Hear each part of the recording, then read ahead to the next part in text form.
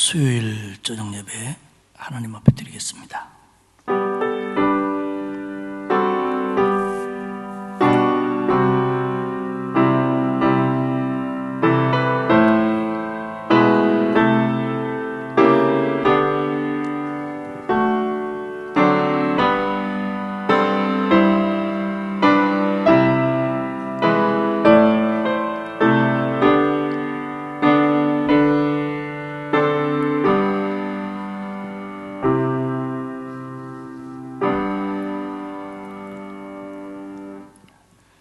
예배 후 3일 동안도 지켜주시고 오늘도 인도해 주시는 하나님의 은혜와 사랑 감사를 드립니다. 그러나 돌아보면 하나님의 자녀답게 살지 못했고 말씀대로 살지 못했던 저희들임을 고백합니다. 하나님 우리를 긍휼히 여기시고 이 예배를 통하여 다시 한번 우리를 정결케 하시며 세상을 이길 믿음과 은혜를 더하여 주옵소서. 하나님이 우리에게 말씀하시며 힘 주실 줄 믿고 예수님의 이름으로 기원하옵나이다. 아멘. 452장 찬송하겠습니다. 이 찬송 부르고 김희영 권사님 기도하시겠습니다.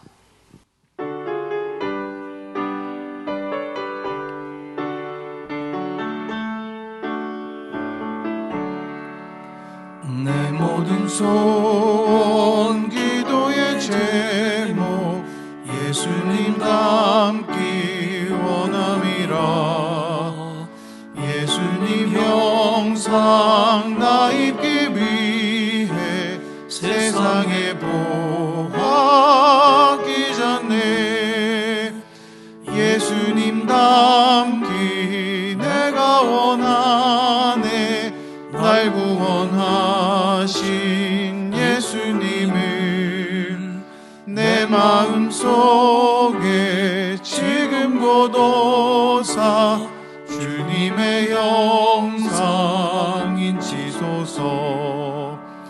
무한한 사랑 풍성한 긍휼 슬픈 자 위로 하시는 주. 길 잃은 죄인 부르는 예수 그 형상 담게 하옵소서. 예수님 닮기 내가 원하네. 날 구원하신 예수님을 내 마음속에 지금 고도사 주님의 영상 인치소서. 겸손한 예수 거룩한 주님 원수의 멸시 참으시사 우리를 위해 고난을 받은 구주를 담게 하옵소서. 예수님 닮기 내가 원하네. 날 구원하신 예수님을 내 마음속에 지금 고도사 주님의 형상 인치소서. 기도드리겠습니다. 사랑과 은혜가 풍성하신 하나님 아버지, 오늘 이 시간 저희들 구원하시고 지켜주시는 은혜 안에 거하다가 이 복된 자리에서 예배드리게 하시니 감사합니다. 우리가 처음 모여서 예배드리지 못하였을 때 눈물로 이 자리를 사모하였습니다. 그런 시간 중에 교회의 본질을 생각하며 회개하게 하시고 인생의 약함을 인정하게 하셨고 소망이 하나님 안에만 있음을 깨닫게 하셨으니 감사드립니다. 또한 백신과 치료제가 개발되게 해달라고 기도하였는데 사람을 사랑하시는 하나님의 무한한 은혜로 응답받고 누리게 되었으니 감사와 찬양을 올립니다. 아멘. 이제는 교회에 모여 함께 예배드리기에 힘쓰는 우리들 되게 하여 주시옵소서. 아멘. 만왕의 왕이신 하나님 아버지, 이 나라의 혼탁함을 보시고 하나님의 공의와 사랑이 이 땅에 넘치게 해달라고 기도하는 하나님의 백성이 있음을 기억하여 주시옵소서. 아멘. 이 나라가 예수 그리스도의 복음을 후손 대대로 온 세상에 전하는 주님의 나라로 지켜지게 하여 주시옵소서. 교회의 주인이 되신 하나님, 모든 세워진 부서마다 함께 하셔서 세우신 목적에 맞게 쓰여지게 하시고 이 일에 충성을 다하는 성도들의 삶에 형통함의 복을 내려주시기를 원합니다. 아멘. 우리 가운데 몸이 아픈 성도가 있습니다. 경제적으로 힘들며 말할 수 없는 마음의 짐들 때문에 고통받는 성도들이 있습니다. 긍휼히 여기시고 기도를 들어 응답하시옵소서. 아멘. 아버지 하나님, 수능을 앞둔 자녀와 우리 모든 자녀를 위해 간구합니다. 우리 자녀들이 하나님과 인격적인 만남을 갖게 하시고 인생의 모든 순간을 주님과 동행하며 형통한 삶을 살게 하여 주시옵소서. 아멘. 주님, 이덕한 담임 목사님을 붙드시옵소서. 하나님의 말씀을 준비하시고 선포하실 때 성령 충만하게 하시고 지혜와 건강도 허락하셔서 사역하시는 모든 일에 주님이 기뻐하시는 시간들로 점철되게 하여 주시옵소서. 동역하시는 모든 교역자분들에게도 같은 은혜로 축복하여 주시옵소서. 온 마음을 다해 예배합니다. 이 시간 모든 예배하는 시간에 문제가 해결되어지게 하시고 우리 마음에 짐을 내려놓는 시간 되게 하여 주시옵소서. 아멘. 사랑이 많으신 우리 주 예수님 이름으로 간절히 기도드리옵나이다. 아멘.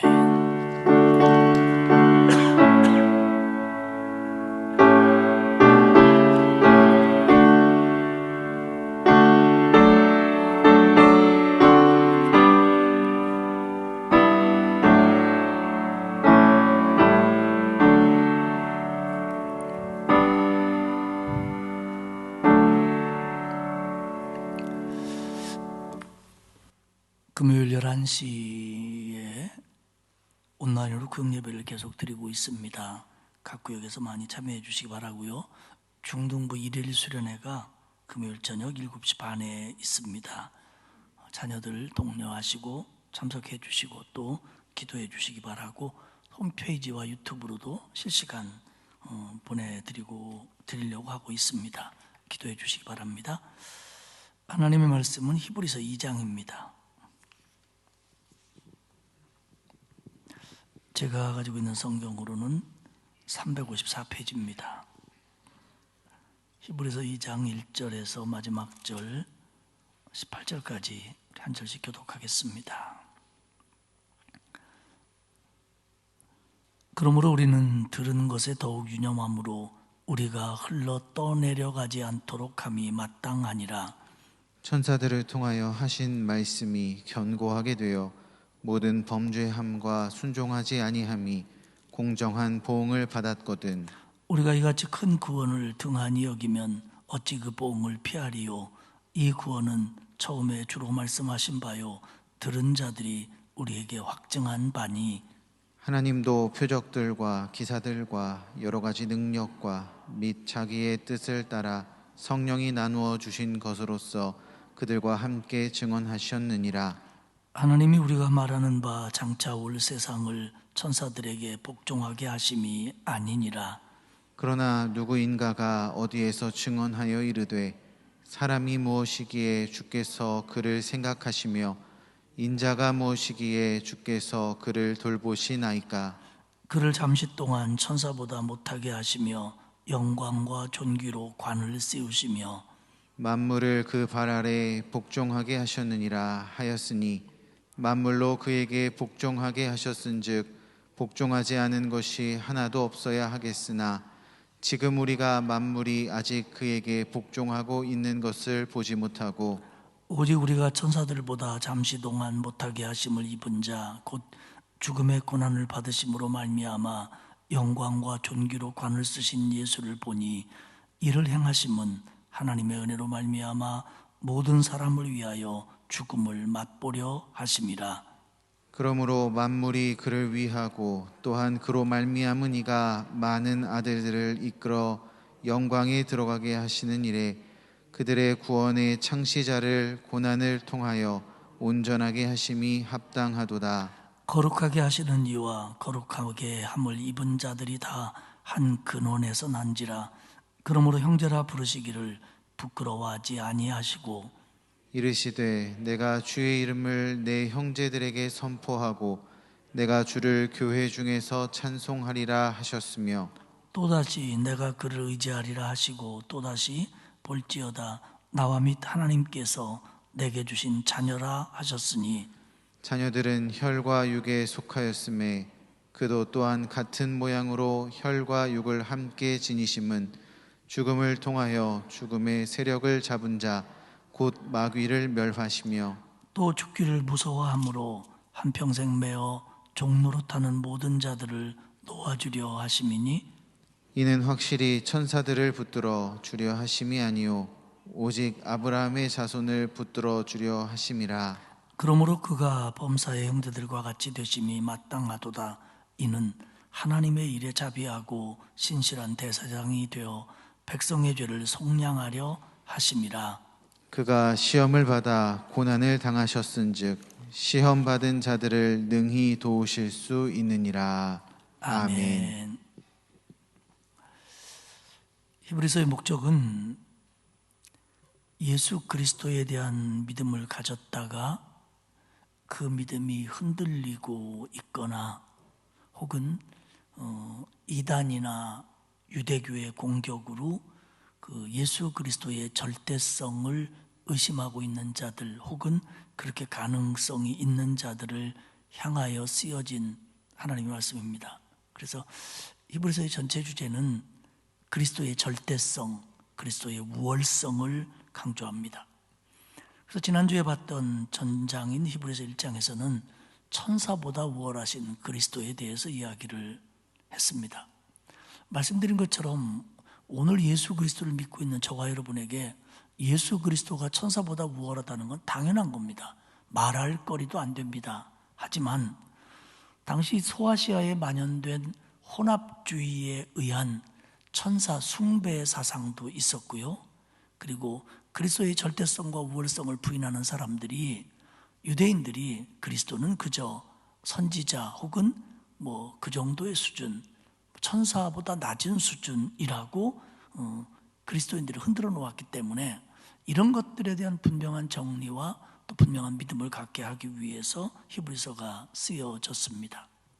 그러면 차제에 천사에 관해서 한번 정리를 해보면요. 천사라고 번역된 이 헬라어나 히브리어는 주의 사자, 하나님의 사자 할 때 사자하고 동일한 단어를 쓰고 있습니다.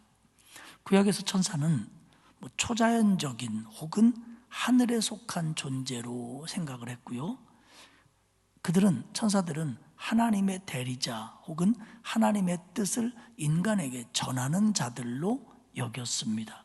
그러니까 하나님의 소식을 인간에게 전하는 자, 더 나아가 하나님의 심판을 사람들에게 전하는 자. 예를 들면 소돔과 고모라의 멸망을 보면 그 멸망을 사람들에게 가르쳐준, 특별히 아브라함에게 가르쳐준 사람이 바로 천사였습니다. 그런데 구약에서 그냥 천사 사자보다도 더 좀 특별하게 다루고 있는 이름이 있는데 그게 뭐냐면 여호와의 천사, 하나님의 천사라는 이름을 가진 존재들입니다. 정확하게 구별할 수는 없지만 이런 이름을 가지고 등장할 때는 그 구약에 자주 등장하는 특수한 사명을 가진 천사들을 가리킵니다. 아마도 다른 천사들보다 특별했거나 아니면 임무가 특별했거나 이렇게 봅니다.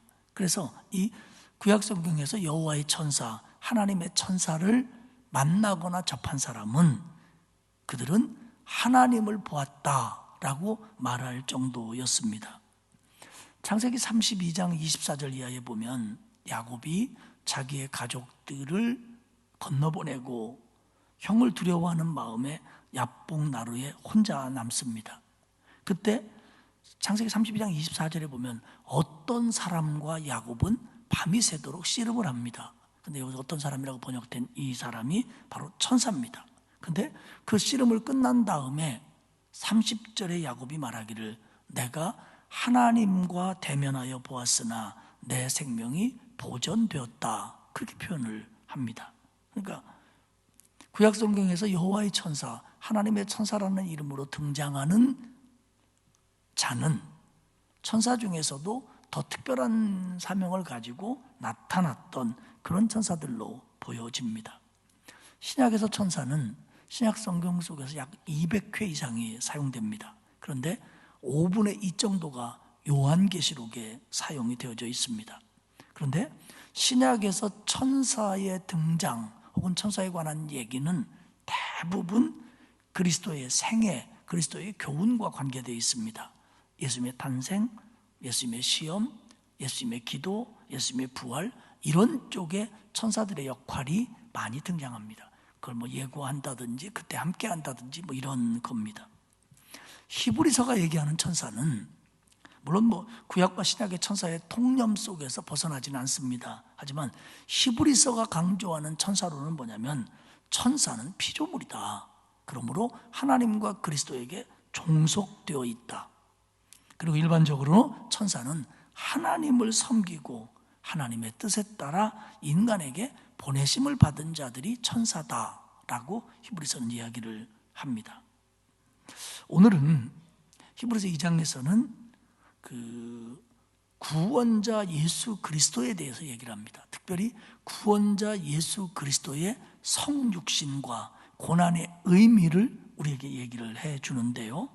첫 번째 얘기하고 있는 건 뭐냐면 그리스도를 통한 구원을 등한히 여기지 말라는 겁니다. 그러니까 등한히 여기다는 것은 무관심하다 혹은 소홀하다 혹은 가볍게 여기다 이런 뜻입니다. 그러니까 그리스도를 통한 교훈을, 그리스도를 통한 구원을 너희들이 가볍게 여기거나 별것 아닌 것으로 여기면 안 된다는 겁니다. 1장에서는 그리스도의 절대성을 강조했습니다. 천사보다 우월한 그리스도죠. 2장에서는 구원자 예수입니다. 그리고 그의 성육신됨과 그의 고난의 의미를 얘기하면서 이 그리스도가 주는 복음, 이 구원을 중요하게 붙들고 그 말씀에 순종해야 된다. 그리고 이 복음을 무시하거나 배척하거나 믿지 않거나 불순종하면 너희들 큰일 난다 라고 하는 경고를 2장 속에 담고 있습니다. 2장 1절을 보면 그러므로 1장의 모든 내용을 봤지요. 무슨 뜻이냐면 그리스도가 우월하시고 구원자이시니까 그러므로 우리는 들은 것에, 우리가 들은 것 그게 뭡니까? 복음입니다. 그리고 예수가 메시아다라고 하는 겁니다. 예수 그리스도를 통해서 구원받는다고 하는 겁니다. 이 우리가 들은 거, 이 복음을 붙잡아야 된다는 거죠. 그런데 지금 히브리서를 썼거나 히브리서를 읽는 사람들은 예수 그리스도에게 직접 복음을 들은 사람도 없지는 않겠지만 주로 예수 그리스도의 복음을 들은 1세대 그리스도인들, 제자들이라든지 따르는 성도들이라든지 예수님을 직접 만나고 들은 1세대들에게 전해 들은 자들이 주류를 이루고 있다라고 생각을 합니다. 그래서 우리가 들은 것, 뒤에 그런 얘기를 해요. 우리가 들은 것, 어쨌든 이 복음에 대해서 더욱 유념함으로 더욱 주의해서 흘러 떠나가지 않도록 해라. 예수 그리스도를 통해서 구원받았다고 하는 우리가 듣고 붙잡은 이 복음을 더욱 붙잡아서 그리스도에게서 떨어져 가지 않도록 해라. 흘러 떠나가지 않도록 해라. 흘러 떠나가지 않도록 하다. 딴 곳으로 흘러가다. 물이 이렇게 흘려야 되는데 딴 곳으로 흘러가는 거. 그리고 곁으로 새는 거. 이걸 얘기합니다. 그래서 이 단어는 주로 어떤 뜻이 있냐면 이런 거예요. 반지가 손가락에서 빠져가다. 여기 있어야 되는데 빠져서 도망쳐 잃어버리다. 혹은 음식물이 기도로 들어가다. 이럴 때 사용되는 헬라어 표현입니다. 그러니까 음식이 참 맛있고 중요하지만 이게 식도를 거쳐서 위장으로 들어갈 때 이게 괜찮지. 이게 기도로 가면 물만 기도로 가도 살해가 되고 캑캑거리고 되잖아요. 그러니까 이렇게 되면 안 된다는 거죠. 그러니까 복음을 놓치면 그리스도를 통한 구원, 우리가 지금까지 사도들에게서 혹은 제자들에게서 듣고 붙잡은 이 말씀을 우리가 유념하지 않으면 우리는 딴 길로 가게 된다. 우리는 제자리에서 빠져버리게 된다. 우리는 아무짝에 쓸모없는 사람들이 된다라는 걸 강조하는 선언입니다.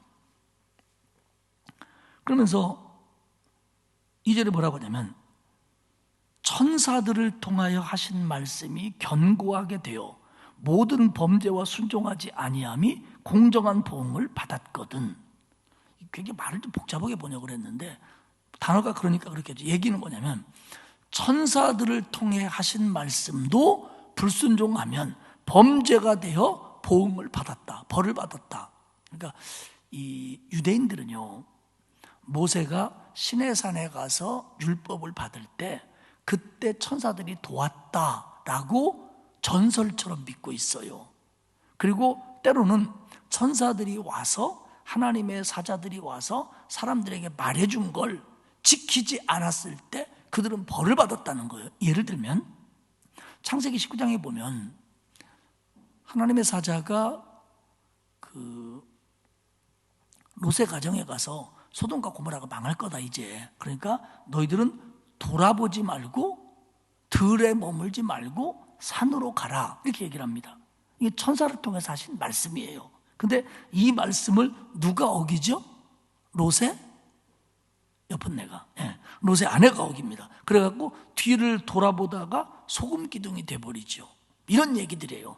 구약의 수많은 천사들을 통해서 주신 말씀도 어겼을 때는 거기에 해당되는 보응을, 벌을 받았는데, 하물며 3절 우리가 이같이 큰 구원을 등한히 여기면, 천사들을 통해서 주신 그때그때 주신 말씀들도 어기면 하나님께서 진노하셨는데 큰 구원을 등한히 여기면 어찌 그 보응을 피하리요. 큰 구원, 그리스도를 통한 구원이죠. 왜 이걸 구분하냐면 사실 구약의 구원은 매번 그런 건 아니지만, 그리고 우리가 지금 생각하는 구원을 포함하지만, 구약에서 구원이라고 할 때는 때로는 병, 어떤 때는 기근, 어떤 때는 위기, 어떤 때는 전쟁, 여기에서 구원받은 것을 강조할 때도 구원이라는 단어를 씁니다. 그러니까 구약의 구원은 현세적인 의미가 많이 들어있는 구원이에요. 내세관이 없는 건 아니지만, 그러면서 그들은 율법을 잘 지키면 현세적인 이런 구원을 얻을 수 있다라고 생각을 했어요, 구약의 성도들은. 그런데 큰 구원은 뭐냐? 그거에 비해서 예수 그리스도의 십자가의 대속을 통한 구원을 얘기합니다. 그리스도의 십자가의 대속을 통해서 우리가 죄사함 받았고 구원받았고 하나님의 자녀가 되었고 영원한 기업의 혜택자들이 됐다. 이게 큰 구원입니다. 예수 그리스도의 십자가를 통한 복음. 그런데 이걸 어기면, 이걸 등한히 여기면 더 큰 보응을, 멸망을 받을 것이다 라는 경고입니다. 그래서 3절 하반절에 뭐라고 하냐면 이 구원은 처음에 주로 말씀하신 바요, 이 복음은 그리스도가 처음에 얘기하신 거다. 그리고 들은 자들이 우리에게 확증한 바니, 그 예수의 복음을 직접 들은 자들이 우리에게 가르쳐주고 우리에게 전해주고 우리로 믿게 했다. 그러니까 지금 히브리서 기자까지는 몰라도 히브리서를 읽는 첫 번째 독자들은, 그러니까 예수님을 직접 보지 않았던, 직접 본 사람에 의해서 복음을 들었던 사람일 가능성이 많다는 겁니다. 예수님께서 이제 그 공생애를 3년 보내시면서 제자들을 불렀고 가르쳤고 또 많은 성도들과 여인들이 따라다녔습니다. 그들이 이제 1세대 그리스도인들이라 이렇게 볼 수 있죠. 그리고 그들이 주로 활동하던 시대가 사도시대입니다. 사도시대. 근데 그들이 이제 사도 역할을 하면서 제자들을 길렀고 복음을 전했고 말씀을 가르치고 예수 믿는 자들이 늘어났죠. 그래서 그 다음 세대들 중에서 이제 그들이 교회를 이끌어갑니다. 그것을 속사도시대라고 불러요. 그때 이제 사도들은 세상을 떠났거나 뭐 일할 수 있는 역할을 못했고 그 다음에 제자들이 이제 활발하게 활동하던 시대를 속사도시대라고 합니다. 그러니까 지금 히브리서를 받는 이 사람들은 어쩌면 속사도시대의 성도들이었을 가능성이 많습니다. 아니면 그 사이에 있든지 이렇게 보는 거예요. 그러니까 우리가 그리스도를 직접 보지는 못했지만 그리스도에게서 들은 자들이 우리에게 전해준 복음, 그걸 믿음으로 그리스도를 인격적으로 만나고 우리가 얻은 이 큰 구원, 이걸 우리가 소홀히 여기면 어찌 하나님 앞에 그걸 소홀히 여기고 믿지 않은 복음을 받지 않겠느냐. 천사가 전해준 하나님의 뜻도 어기면 벌을 받았는데 그리스도가 전해준 이 큰 구원을 우리가 받아들이지 않는다면 어찌 우리가 복음을 받지 않겠느냐. 그러면서 4절에 뭐라고 하냐면 하나님도 표적들과 기사들과 여러 가지 능력과 및 자기의 뜻을 따라 성령이 나누어 주신 것들로서 그들과 함께 증언하셨느니라. 그러니까 예수에게서 들은 자들이 우리에게 전해준 내용을 하나님이 때에 따라 표적과 기사와 능력과 성령의 역사로 그들과 함께 우리에게 증언하셨다. 다시 말하면 첫 번째 그리스도인들이, 제자들이 그들이 우리에게 전해줄 때 성령이 역사하셔서 우리가 믿게 된 거 아니냐. 또 그들이 전해준 복음을 붙들고 살아가는 동안 우리 안에 여러 가지 표적과 기사들이 나타나지 않았냐. 그러니 그것을 전해줄 때 하나님도 함께 우리에게 확증시켜 준 거다. 이게 큰 구원이고 예수 그리스도를 통한 구원이다. 그러니까 우리는 이거 붙잡아야 된다. 이거 등한히 여기면 안 된다. 이 예수 말고 다른 구원이 있고 다른 복음이 있고 다른 길이 있다라고 믿는 건 하나님 앞에 이건 책망받을 일이고 심판받을 일이다. 그것을 먼저 앞부분에서 강조를 하는 겁니다. 이제 5절 이하의 뒷부분은 뭐냐면 그러기 위해서 예수 그리스도를 통한 구원을 얘기하는데 그러기 위해서 그 그리스도가 성육신이 되신 거 그리고 십자가에 달려 돌아가신 거의 의미가 우리 구원과 어떤 관계가 있느냐, 구원을 위해서 그렇게 하신 것이 얼마나 값진 일이냐라는 걸 설명을 쭉 합니다.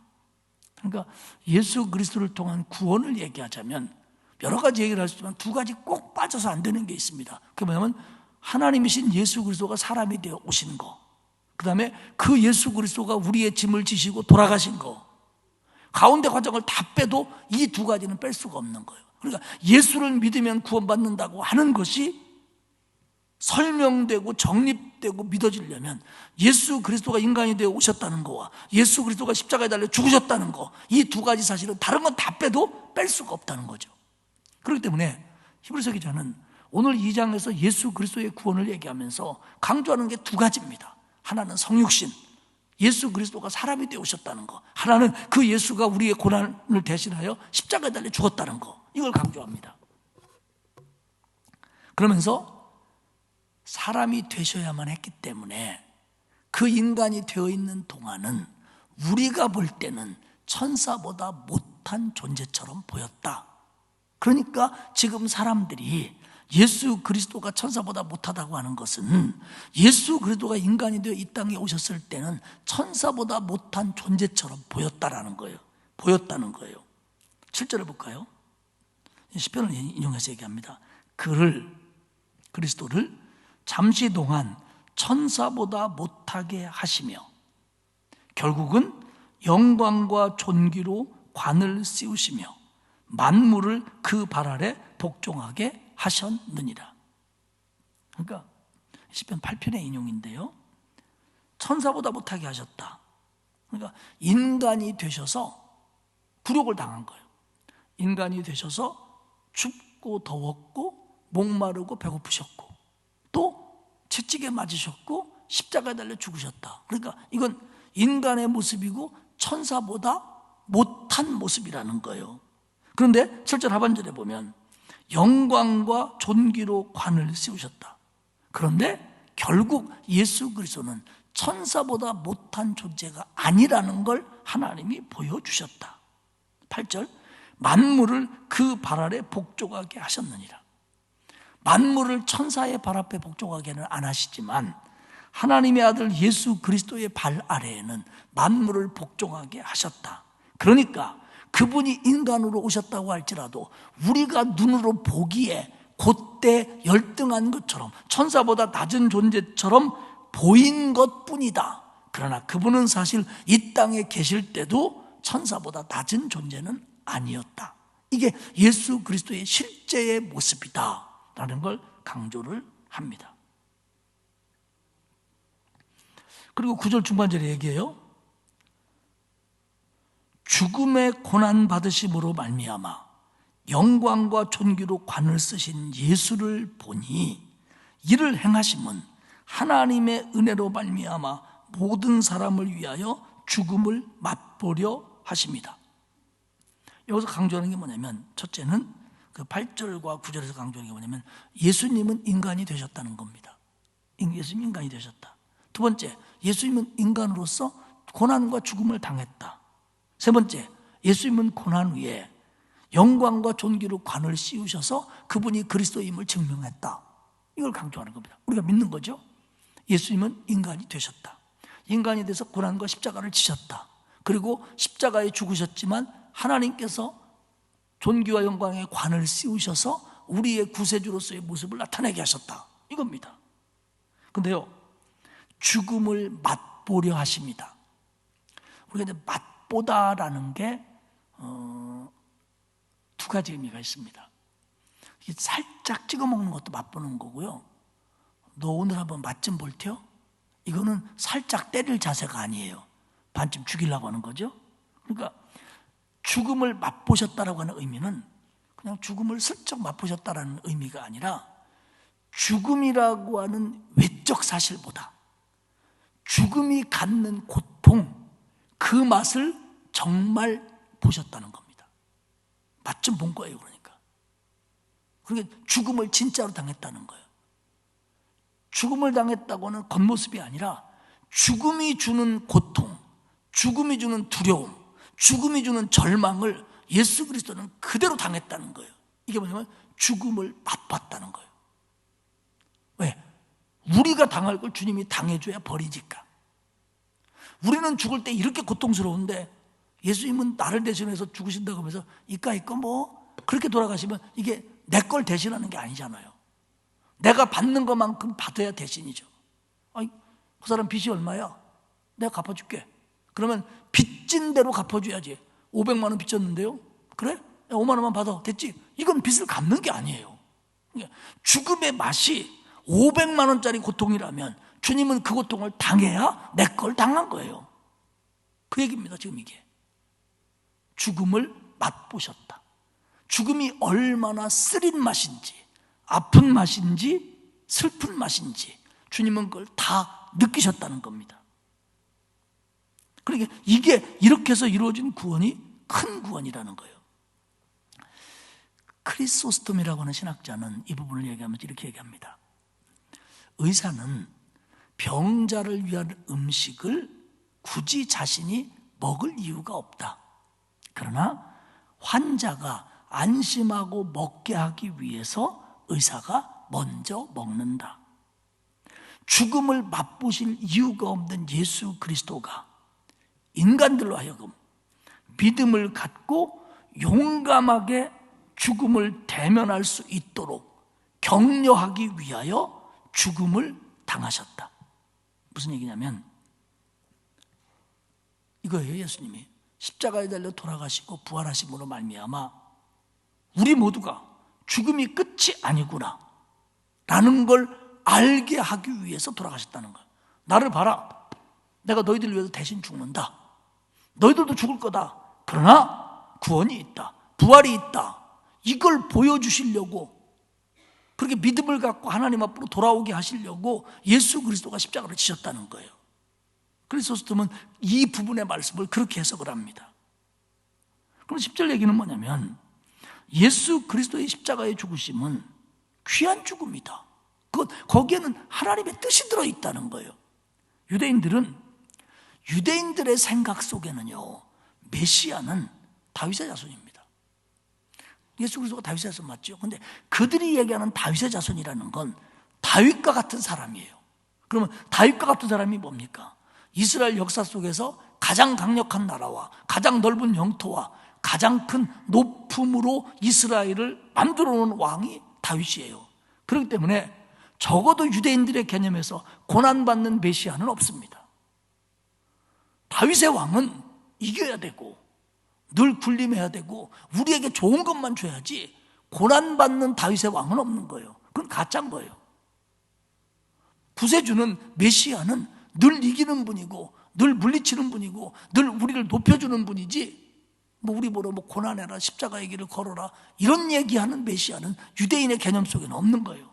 그렇기 때문에 그들은 예수를 구세주로 받아들이지를 못하는 거예요. 그런 구세주가, 메시아가 어떻게 죽을 수 있냐? 어떻게 죽을 수 있냐? 그 메시아는 살아서 우리를 이끌고 가야지. 이게 유대인의 개념이에요. 그러니까 고난받은 예수 그리스도를 믿지 않는 거예요. 그리고 믿는 사람들한테도 지금 너희들이 잘못 믿고 있다, 천사보다도 못한 존재다, 이렇게 말하고 있는 거예요. 그런데 히브리서는 얘기합니다. 많은 이들을 영광에 들어가게 하시려고 고난을 받으신 거다. 이 방법밖에 없었다. 그들이 기다리는 다윗의 자손은, 메시아는 자기들에게 영광을 줄 사람이에요. 막 이제 노마도 물리치고 주변에 나라들도 물리치고 그들이 막 조공하게 만들고 이런 영광을 줄 왕이에요. 오늘 얘기합니다. 그래, 많은 이들에게 진짜 영광에 들어가게 하시려고 고난을 받은 거다. 진짜 영광, 이 땅에서 메시아 왕국을 이루는 것보다 훨씬 더 큰 영광에 들어가게 하기 위해서 예수는 십자가를 지셨다. 온전하신 그리스도다. 이게 합당한 일이다. 합당한 죽음이다. 예수 그리스도의 죽음이 무슨 벌로 인해서 죽은 게 아니라 하나님의 뜻 가운데서 합당한 죽음이라는 거예요. 우리를 구원하기 위한. 그걸 강조합니다.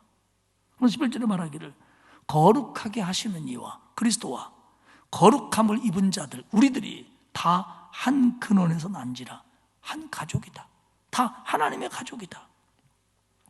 여기서 거룩하게 한다고 하는 것은 구별하다, 정결케 하다입니다. 그러니까 예수께서 하나님의 목적에 의해서 우리를 정결케 하시고 우리를 구별하시는 거예요.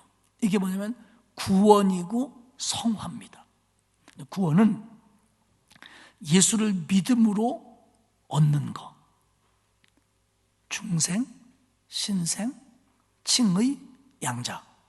그러니까 의롭다함을 받고 거듭나고 새롭게 나고 하나님의 자녀가 되는 권세를 누리고, 이거는 예수를 믿는 순간 동시에 우리에게 일어나는 겁니다. 이건 신학적으로 설명할 때 그렇다는 거예요. 그리고 이렇게 구원받은 사람이 그리스도인답게 자라나서 하나님이 부르실 때까지 성장해 가는 거, 이게 성화입니다. 그러니까 이런 길을 걸어가는 게 하나님이 우리를 거룩하게 하시는 거고 우리를 정결하게 하시는 거고 우리를 구별하시는 거예요.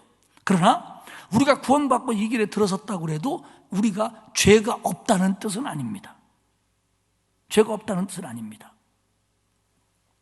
요한 웨슬레가 성화, 그러니까 구원받은 성도가 점진적인 방법에 의해서 사탄의 권세를 물리치고 믿음이 점점 일어나 이 땅에서 누릴 수 있는 어떤 꼭지점을 찍는 걸 성화라고 불러요.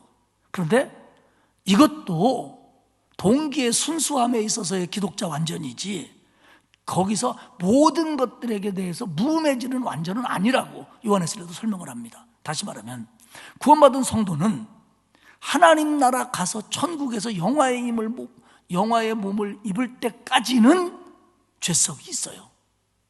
그런데 그런 죄성이 있는 자들을 늘 강조하는 것처럼 하나님이 의롭다 칭해 주시는 거예요. 우리를 거듭나게 하시고 새롭게 태어나게 하시고 칭의 의인, 우리를 의롭다 하시는 거예요. 이게 뭐냐? 우리를 구별하게 하시는 거예요. 그러니까 이런 그 길에 들어선 사람은 다 하나님의 가족이다. 그래서 12절에 보면 그들을 내 형제들이라고 부르시고 교회라고 부르시고 내게 오는 자녀라고 불러주신다. 그런데 이 예수 그리스도의 고난을 통한 이 큰 구원이 얼마나 값진 거냐, 이걸 우리가 놓쳐서는 안 된다는 겁니다. 그리고 14절은 히브리서 2장 가운데 굉장히 중요한 구절입니다. 한번 볼까요? 한번 14절을 같이 한번 읽읍시다. 시작. 그도 또한 같은 마음으로 혈과 육을 함께 지니심은 죽음을 통하여 죽음의 세력을 잡은 자 곧 마귀를 멸하시며. 여기서 강조하는 건 그리스도의 인성입니다. 성육신. 예수 그리스도도 혈과 육을 지니셨다. 혈과 육을 지니셨다. 성육신.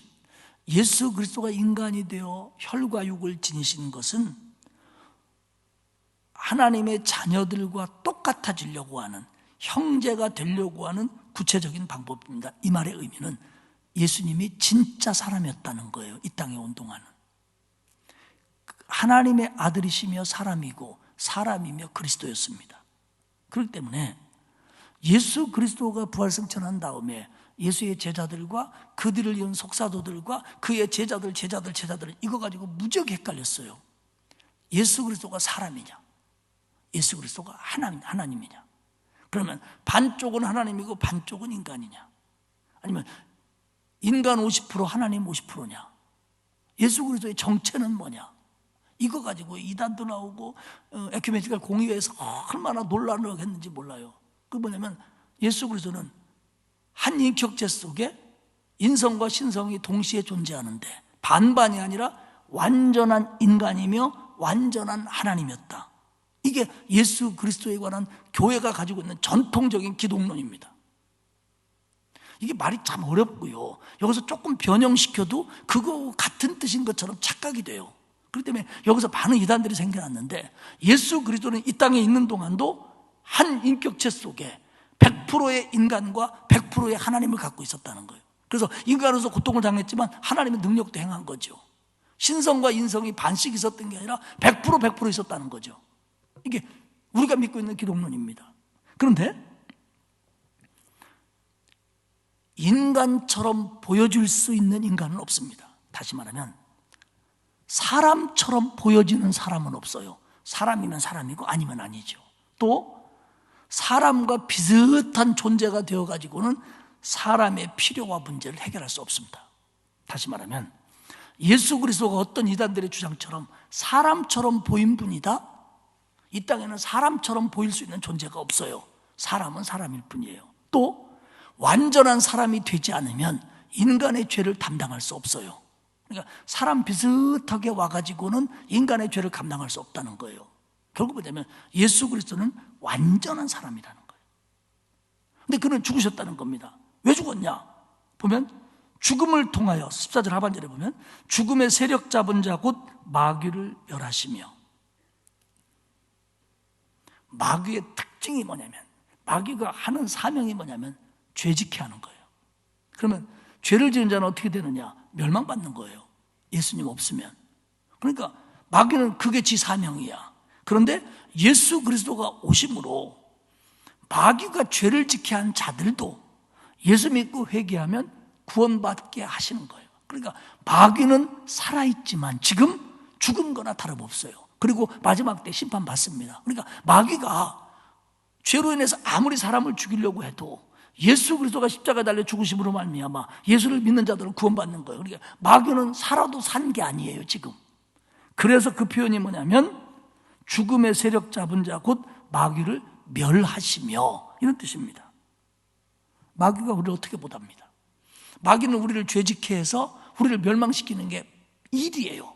근데 그들은 우리를 어떻게 못합니다. 물론 우리를 죄짓게 하도록 유혹할 수는 있어요. 그러나 마귀가 우리를 그 다음 단계인 멸망시키는 단계로 못 데려갑니다.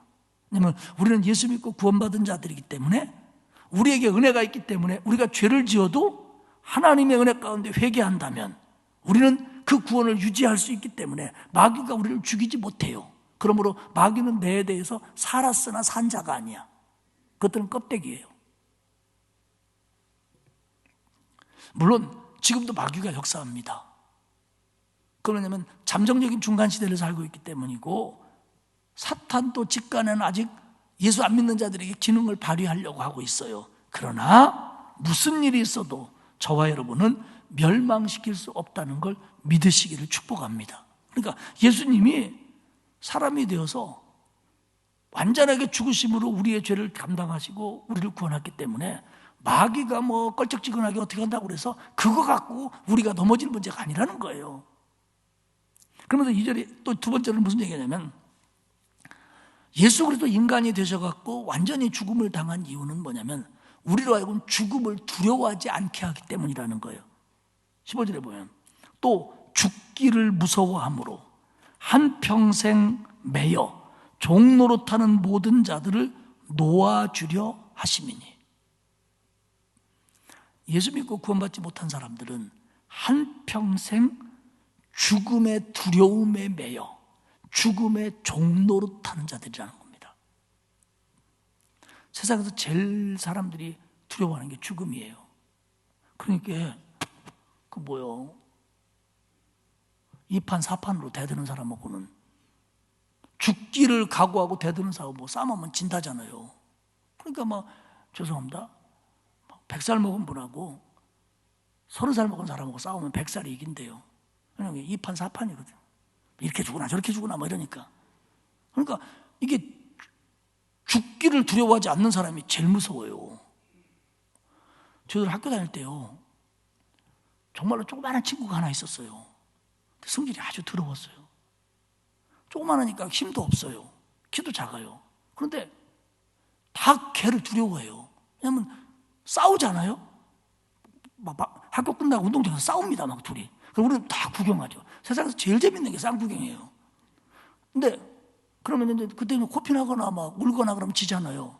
그럼 우리가 이제 그때면 땡땡땡하고 뜯어 말려요. 참 짓궂었죠? 그러면 얘가 이긴 거예요? 얘는 진 거예요? 그러면 이 진애가 얘를 두려워해야 되는데 다음날 이 진놈이 얘보러 또 싸우자는 거예요. 조그마한 애가. 이놈의 새끼하고 또 싸웠어요. 또 지가 졌어요. 세 번째 날 또 싸우자는 거예요. 그러면 이런 싸우는 동안 얘도 몇 대 맞았거든요. 저놈이 두려운 거예요. 그리고 네가 이겼다고 그래. 그리고 안 싸우고. 얘가 조그마한 애가요, 졸업할 때까지, 중학교 졸업할 때까지 싸움 제일 잘했어요. 나도 그렇게 맛있는 거 많이 사주고 그랬어요. 때릴까 봐. 여러분, 사실 세상 사람들이 제일 두려워하는 게 죽음입니다.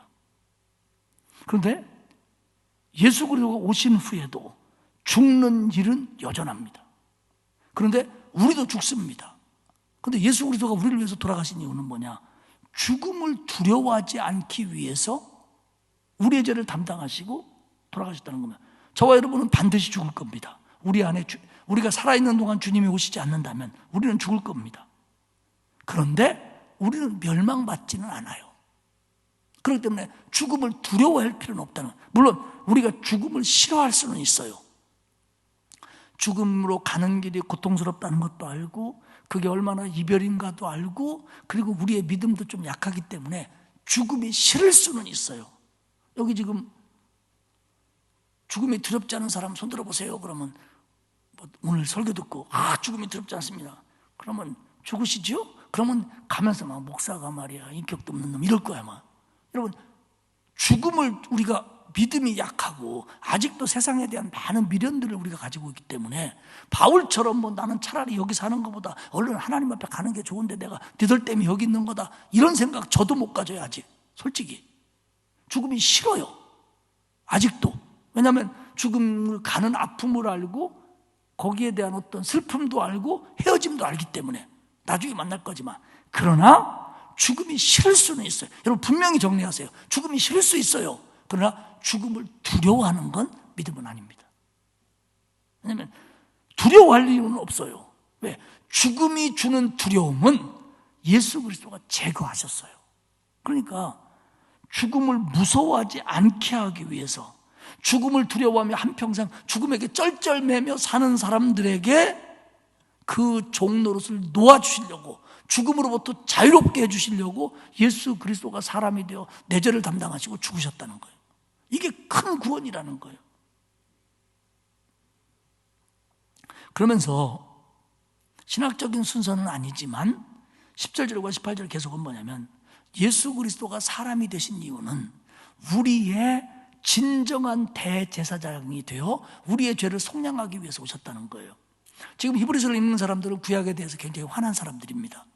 그러면 구약의 배경이 뭐냐면, 구약에서 하나님 앞에 용서를 받는 건 속죄제나 속건제를 통해서입니다. 그런데 대제사장은 1년에 한 번 대속죄일에 모든 백성의 죄를 가지고 성전, 성막 안에 있는 지성소로 들어갑니다.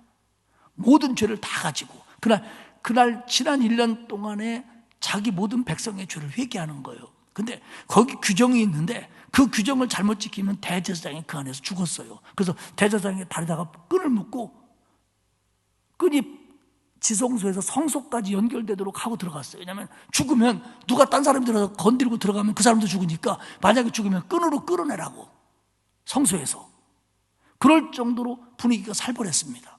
그런데 그게 제사장이 하는 역할 중에 제일 큰 역할이었어요. 백성들의 죄를 지고 지성소로 들어가는 거. 지성소에는 언약궤가 있고 하나님이 거기 임재한다고 믿었으니까요. 근데 그렇게 해서 대제사장이 죄를 회개하면 하나님께서 용서해 주십니다. 대제사장이 살아서 나와요. 근데 이건 일회적인 것이고 1년에 한 번씩 반복돼야 되는 거예요. 이게 뭐냐? 결국 예수 그리스도의 십자가를 통하여 우리를 구원하는, 대제사장은 하나님과 인간 사이에 서 있는 사람이었어요. 그럼 예수 그리스도는 누구냐? 하나님과 인간 사이에 서서 우리의 죄를 대속하시는 분이에요. 그렇기 때문에 예수 그리스도의 구원을 모형적으로 상징적으로 보여준 것이 예수 그리스도를 통한 속량을, 죄 씻음을 상징적으로 보여주고 모형적으로 보여준 것이 구약 제사 중에서, 그리고 특별히 대속죄일의 대제사장을 통한 회개입니다. 그러므로 예수 그리스도를 통한 구원은 일회적인 것이고 영원한 것이에요. 한 번으로 끝나는 거 영원한 거예요. 그러나 인간 대제사장은 반복적으로 해야 된다는 거죠. 그러니까 정말 예수 그리스도가 우리의 대제사장이 되시기 위해서 이 땅에 오신 거다. 그러므로 18절에 그가 시험을 받아 고난을 당하셨은 즉 시험 받는 자들을 능히 도우실 수 있느니라. 예수 그리스도가 시험을 받으셨대요. 실제로 40일도 받으시고 십자가에 달릴 때도 고민하셨잖아요. 그러니까 이게 왜 그러냐? 완전한 인간이셨기 때문에 시험을 받고 배고팠고 고민한 거예요. 그러니까 이게 예수 그리스도가 진짜 인간이셨다는 거예요. 그리고 고난도 육체적으로, 정신적으로, 감정적으로 다 당했어요. 그리고 고난은 시험의 근거가 됩니다. 주님도 너무 어려우시니까 그걸 안고 기도하다가 결국 이기지요. 내 뜻대로 마시고 아버지의 뜻대로 하십시오. 이 과정을 예수님이 겪은 거예요. 그렇기 때문에 그걸 아시기 때문에 연약한 인간성을 가진 우리들이 시험 받을 때, 고통 당할 때 능히 도와주실 수 있다는 겁니다. 물론 예수 그리스도가 사람이 되어 오시지 않았다고 할지라도 우리의 연약함과 우리의 부족함을 채워주시고 얼마든지 도와줄 수 있습니다. 그런데 이 부분은 예수 그리스도가 이 땅에 오심을 우리에게 실감나게 설명하는 거예요. 예수 그리스도가 오셔서 고난당하기 때문에 우리의 고난을 안다. 그분도 사탄이 시험했기 때문에 우리가 시험당하는 걸 안다. 그리고 예수님이 인간으로서 그것을 이겨냈기 때문에 사람들이 이겨낼 수 있는 길을 주님이 가르쳐 주신다. 여러분 보세요. 광야에서 40일 줄였을 때 사탄이 와서 예수님을 시험할 때 예수님이 장풍으로 해치운다든지 무슨 하나님의 천군 전사를 동원해 갖고 그놈들의 모가지를 끌어갔다든지 이렇게 안 하십니다. 사람의 입장으로 말씀을 통해서 이겨내셔요. 십자가의 죽으심 얼마나 그게 힘들겠습니까? 우리가 상상이나 할 수 있습니까? 전 맨날 그런 생각해요. 참 유치하다고 생각할지 몰라. 어쩌다가 여기 손에 뭐 나가지고 이렇게 조금만 잘못돼도 따끔하고 아픈데 그럴 때 저는 어렸을 때 생각처럼 그러면 주님은 얼마나 힘드셨을까? 지금도 어린애처럼 그런 생각을 해요. 그러면 이걸 우리가 상상이나 할 수 있습니까? 근데 예수님이 이걸 이겨낼 때 하나님이 되어 신이 되어 이겨내지 않으셨어요. 내가 목마르다, 나 죽겠다, 너무 힘들다 다 하시면서 그대로 당했어요. 내가 당하는 것처럼. 그래야 버리니까 500만 원짜리 빚을 갚으려면 500만 원을 갚아야 되잖아요. 이걸 다 당하신 거예요. 그리고 그것을 통해서 지지를 않았어요. 그렇기 때문에 우리가 그런 고난을 당한다고 할지라도 인간으로서 어떻게 이겨낼 수 있는지 주님이 도와주실 수 있다는 거예요. 그리고 그 모든 거의 밑바탕에는 구원이 깔려 있는 거예요. 나는 구원받은 사람이기 때문에, 천국 갈 사람이기 때문에, 하나님의 자녀이기 때문에, 예수 그리스도에서 구원받았기 때문에 어떤 부족과 어떤 연약함과 어떤 상실과 어떤 아픔이 와도 나는 이겨낼 수 있다. 이걸로 끝나는 게 아니다. 내가 이것 때문에 죽는다 그러면 내가 지는 게 아니다. 내가 이 순간에도 믿음 가지고 이걸 대면한다면 나는 저것이 나를 죽인다고 해도 내가 지는 게 아니다. 이런 것들을 주님이 우리에게 가르쳐줬다는 거예요. 그런데 이런 예수를 무슨 선지자하고 비교하고 무슨 천사하고 비교하고 무슨 실패한 선지자처럼 얘기하고 이런 얘기들이 듣고 너희가 흔들리면 되겠냐? 천사가 얘기한 것도 어겼다가 벌을 받은 사람이 하나둘이 아닌데 예수 그리스도가 인간이 되고 십자가를 통해서 죽으심으로 말미암아 우리를 구원해준 그 큰 복음을 그렇게 등한시 여기고 그걸 집어던지고 딴 길로 가면 이거 나중에 너네 어떻게 감당하려고 그러냐? 그러니 그러면 안 되는 거다. 이게 히브리서 2장의 얘기 나는 겁니다. 말씀을 맺겠습니다. 예수 그리스도는 우리의 구세주입니다. 내가 다 이해하지 못해도 여러분 나도 다 이해가 안 가는데 내가 하나님과 그리스도의 구원에 대해서 어떻게 다 이해합니까? 그냥 우리는 그 큰 복음을 믿으면 되고 받아들이면 되고 믿고 흔들리지 않을 수 있는 은혜를 달라고 구하면 되는 거예요. 그러니까 여러분들 아마 세상 얘기라면 예수 그리스도의 구원 같은 얘기 들으면 아이고 그런 게 어디 있어? 그럴 분들 여기 많아요. 저도 그래요. 그러나 우리가 이걸 믿게 된 것은 하나님의 은혜예요. 할렐루야. 여기 보면 다 똑똑해갖고 안 믿을 양반들이요. 세상에서 누가 예수 그리스도가 십자가에 달려 죽어갖고 너네가 구원받았다는 식의 내용으로 약을 팔면 안 살 사람들이야. 근데 우리는 이걸 믿었단 말이에요. 바보라서? 아니요. 성령의 역사예요. 그러니까 이 사도들이 전하고 또 전하는 것들이 우리에게 올 때 성령이 역사하셨다는 거예요. 그리고 뭐냐면 하나님도 그 말씀을 증언하신 거라는 거죠. 오늘 히브리서 기자의 표현이. 그렇기 때문에 예수 그리스도의 십자가의 복음을 듣지 않고 믿지 않고 버리고 소홀히 여기는 자들 멸망받습니다. 그러나 예수를 믿고 주님을 의지하면 그분은 이 땅의 삶 속에서 죽음으로부터 우리가 자유로울 수 있는 힘과 길을 여셨고 그리고 실제적으로 그렇게 살 수 있도록 우리를 도와주시고 고통과 시험에서 우리를 건지시는 분이라는 거예요. 그러니까 결국이 뭐냐면 예수를 믿는 것이 인생의 승리입니다. 할렐루야. 다른 거 없어요. 다른 거 없습니다. 그렇잖아요, 여러분. 초등학교 다니고 중학교 다니고 고등학교 다닐 때 제일 그래도 가오 잡는 거 참 여기서 할 얘기는 아닌데 제일 그럴듯하고 폼 잡는 애들 보면 공부 잘하는 애들이에요. 공부 잘하고 선생님도 이뻐해 주고 공부 잘하는 애들. 근데 지금 여러분 살면서 중학교 때 공부 잘한 거?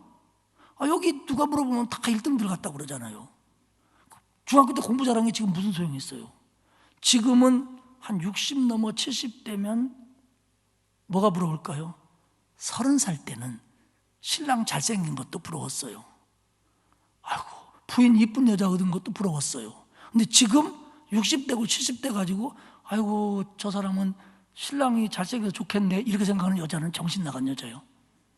지금은 뭐냐 어쩌면 건강한 게 좋고 자식 잘 되는 게 좋고 그럴 거예요. 그런데 여러분 조금만 더 지나봐요. 제가 보니까 거기서 조금 넘었으면요 자식도 소용없더라고요. 내 몸땡이에요 이제. 영감도 소용없어. 그래서 부회에서 하는 말이요 집에 노인이 둘이면 서로 죽으라고 한대요. 그때는 나밖에 모르는 거예요. 세상 얘기예요. 그러면 더 지나서 죽음 앞에 서는 날 하나님의 심판대 서는 날 누가 제일 부러울까요? 구원받은 사람이에요. 때로는 돈 많은 사람이 부럽고 때로는 잘난 사람이 부럽고 때로는 실력 있는 사람이 부럽고 때로는 멋있는 사람이 부럽고 때로는 건강한 사람이 부러운 때도 있어요. 그런데 죽음을 넘어서서 하나님의 심판대에 서는 날 누가 제일 세상 사람들이 볼 때 부러울까요? 누가 인생을 승리한 사람일까요? 누가 잘 산 사람일까요? 구원받은 사람이에요. 구원받은 사람끼리는 상급받는 사람이고요. 그렇다고 하면 이것보다 귀한 게 어디 있냐는 거예요. 그런데 그 복음을 등한시하고 인생 행복해질 수 있냐? 하나님 앞에 서는 날 자신 있냐? 없다는 거예요. 그러므로 예수 그리스도의 절대적인 구원, 그분이 우리를 구원하려고 인간이 되고 십자가까지 지셨다는 이 큰 구원, 이걸 놓치면 안 된다는 거예요. 우리가 믿고 있는 사람이지만 우리가 소홀히 여길 때 많아요. 믿는다고 하지만 이걸 우리 삶에 실제적으로 적용 못 시킬 때도 있어요. 목사님, 저도 그럴 때 있어요. 그런데 다시 한번 붙드시기를 축복합니다. 아는 거와 잊지 않는 거와 새기는 건 다른 얘기예요. 알지만, 믿지만 그걸 가지고 살아가는 건 다른 얘기예요. 저와 여러분이 이 구원을, 이 십자가의 복음을 가지고 살아가시기를 축복합니다. 그게 행복이고요, 그게 평안이고요, 그게 자유입니다. 그게 승리고요, 그게 성공입니다. 저도 여러분도 그런 사람으로 살아야 되고 그래야 됩니다. 그런 은혜가 저와 여러분에게 있기를 주님의 이름으로 축복합니다. 기도하겠습니다.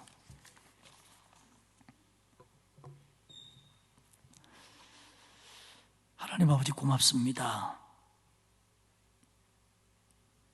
죄 가운데 살다가 영원한 형벌에 처해질 수밖에 없는 저희들을 구원하셔서 하나님의 자녀 되게 하시고 죽음을 두려워하지 않게 하시고 천국의 백성 삼아주신 거 감사합니다.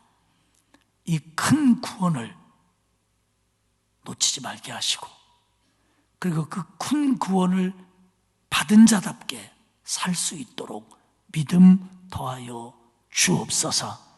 나 같은 죄인 위하여 이 땅에 와주셨고 사람으로 고통을 당하셨고 십자가에 달려 죽기까지 나를 사랑해 주신 그리스도의 그 구원의 은혜를 잊지 말고 붙들고 살아가게 하옵소서.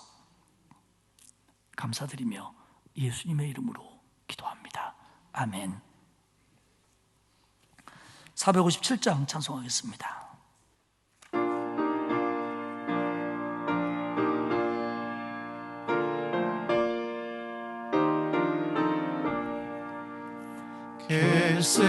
겟세마네 동산에 주를 생각할 때에 근심이나 걱정을 외면할 수 있을까?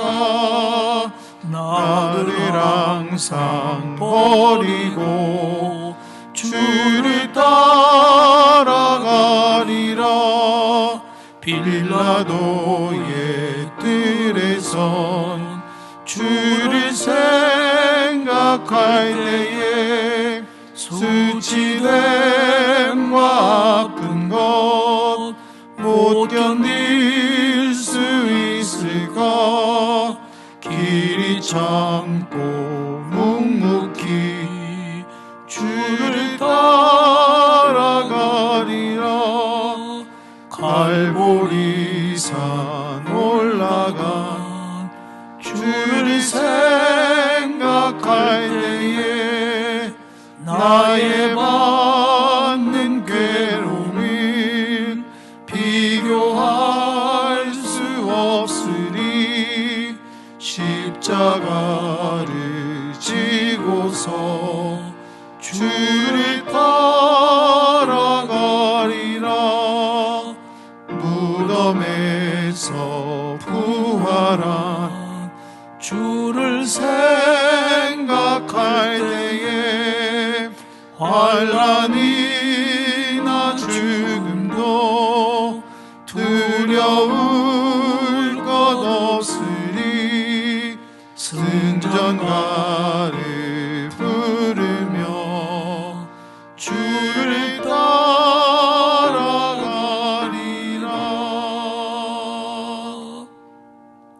한 번 더 기도하겠습니다. 하나님, 고맙습니다. 나 같은 죄인을 구원하기 위해서 그리스도이신 예수가 이 땅에 사람이 되셨고 고난당하셨고 아픔 당하셨고, 그리고 내 죄를 지시고 십자가에 달려 내 대신 모진 고통을 받아 죽음까지 당하시며 나를 구원해 주신 거 감사합니다. 하나님, 우리가 이 사실을 믿는다고 말하는데 믿지 못하는 사람처럼 살거나 믿는다고 하면서 십자가와 관계없는 사람처럼 살아가는 잘못을 저지르지 않도록 우리를 지켜 주옵소서. 그래서 이 큰 구원을 붙들고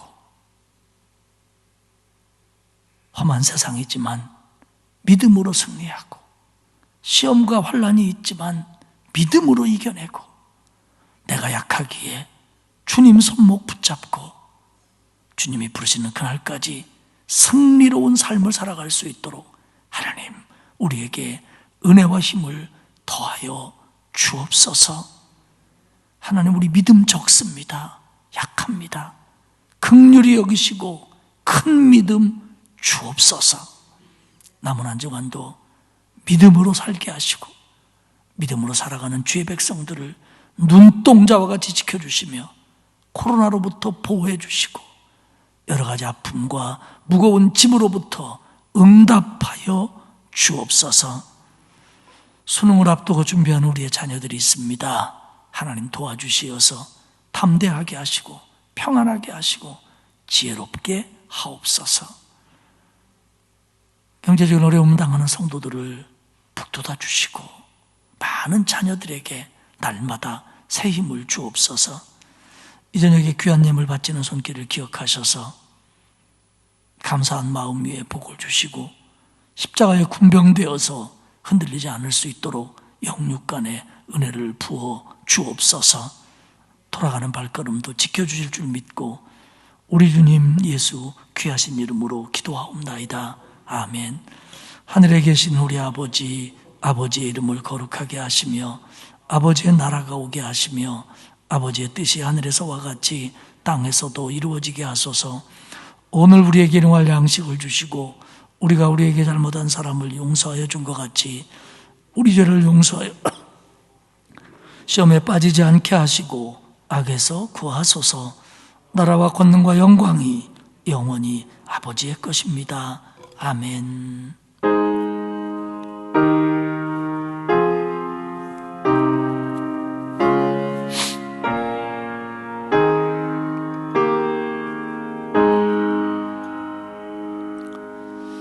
우리 주신 말씀 기억하면서 이 예수 그리스도를 통한 이 큰 구원, 이 큰 복음 붙잡고 감사함으로 승리하는 믿음 되게 해달라고 한 목소리로 기도하다가 자유롭게 돌아가시도록 하겠습니다.